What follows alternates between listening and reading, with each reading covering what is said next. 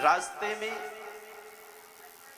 मथुरा की नारियां अपने अपने घर की छतों से चढ़ करके सुमन वृष्टि कर रही गोविंद के ऊपर। क्यों? सामने से क्यों नहीं वृष्टि कर रही? क्योंकि कंस ने रोक रखा है। कंस ने रोक रखा है। कोई भी सामने से आकर के स्वागत नहीं करेगा, कोई भी स्वागत नहीं करेगा।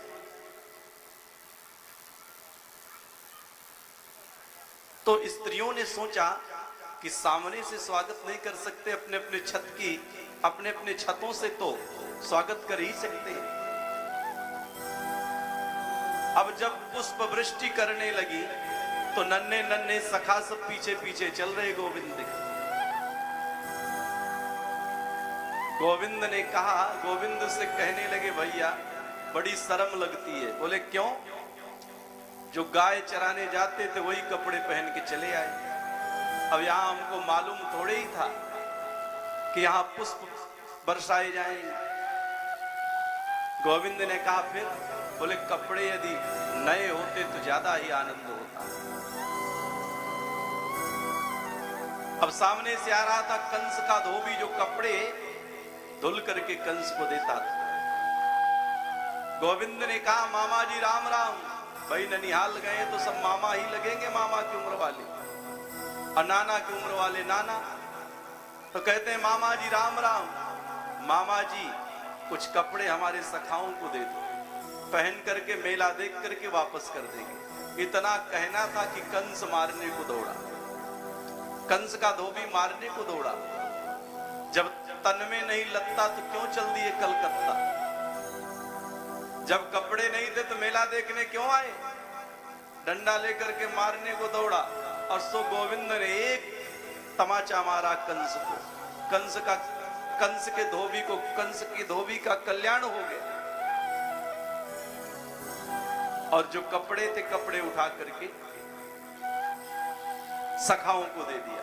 अब सखा कपड़े पहन लिए। अब सखा कपड़े पहन लिए तो कपड़े रास्ता साफ करते चले, झाड़ू लगाते। सखाओं ने कहा, भैया ये कपड़े तो इनको पकड़ना पड़ता है, और फिर भी रास्ता साफ करते चलते। उसी प्रकार जैसे आजकल शादी विवाह में बहनें पहनती है, माताएं भी पहनती। अब पता चला ऐसे कपड़े पहने गए कि दो लोग पकड़ने वाले हो, हेल्पर चाहिए। अब फिर भी जमीन में जो भी कूड़ा करकट पड़ा हो समेटते चले जाओ। ऐसे कपड़े पहनने से क्या मतलब? जिसको पहनने में दो लोग लगे, बॉडीगार्ड।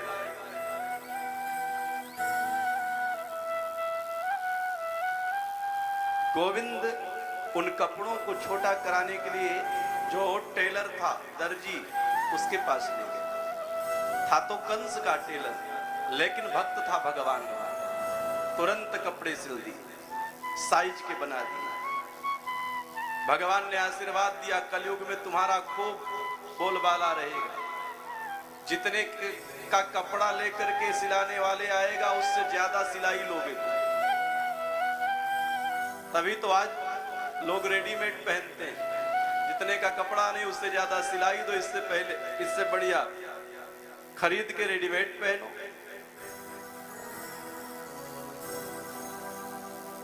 अब कपड़े भी सुंदर हो गए। सखाओं ने कहा, अब एक कमी रह गई। बोले क्या? गले में यदि माला होता तो सुदामना नाम का माली माला लेकर के आया, गले में माला डाल दिया सिर। गोविंद ने कहा, अब ठीक है मेला देखने चले। तो सखाओं ने कहा, भैया थोड़ी सी कसर और बची। क्या? माथे में यदि चंदन होता तब तो फिर पूर्ण हो जाते, एकदम सज धज के तैयार। अब देखो ये आकांक्षाएं ये कभी पूरी होने वाली नहीं। आज ये होगा तो कल और कुछ चाहिए। आज कपड़े नहीं है तो कपड़े चाहिए, कल वाहन नहीं है तो वाहन चाहिए, कल वाहन हो जाए तो फिर बंद गाड़ी चाहिए, अब बंद गाड़ी हो गई तो हेलीकॉप्टर चाहिए। ये मानव का स्वभाव है।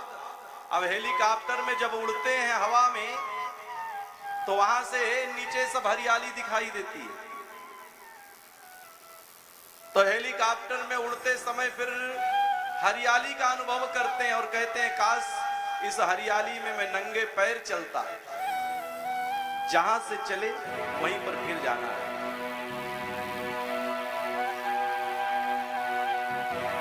सुंदरता कब तक रहेगी? 40 वर्ष तक। धन कब तक काम आएगा? 60 वर्ष तक। अब 60-65 वर्ष के हो गए, पता चला शरीर में कोई शक्ति नहीं बची। अब बैंक में धन भरा पड़ा है, लेकिन उसको निकालने कौन लेकर के जाए? किस काम का?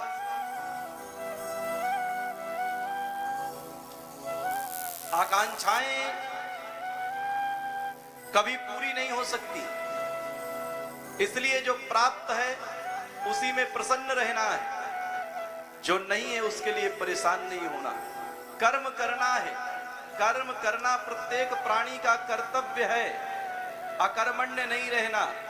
लेकिन कर्म करने के बाद भी यदि नहीं मिल रहा है तो भगवान की महती कृपा, उसके लिए रोना नहीं है। जो है उसी में मस्त रहना है, जो नहीं है उसके लिए जो है उसको भी नष्ट नहीं करना, जो है उसको भी नष्ट नहीं करना। क्योंकि आकांक्षाएं अतृप्त हैं। शरीर मर के चला जाएगा लेकिन ये आकांक्षाएं कभी पूरी नहीं होंगी। क्यों? क्योंकि हम सब अपूर्ण हैं, पूर्ण तो एक है परमात्मा। यदि हमारी आकांक्षाएं पूरी हो जाएंगी तो हम भी परमात्मा नहीं हो जाएंगे। इसलिए भगवान कुछ ना कुछ कमी बना देते हैं, उस कमी का अनुभव करो और भगवान की सन्निधि का अनुभव करो। जो प्राप्त है वो पर्याप्त है, और जिसका मन निर्मल है वो मदमस्त है। अपने आप में मस्त रहे। किसके पास क्या है, हमसे क्या लेना देना? हमको जो विधाता ने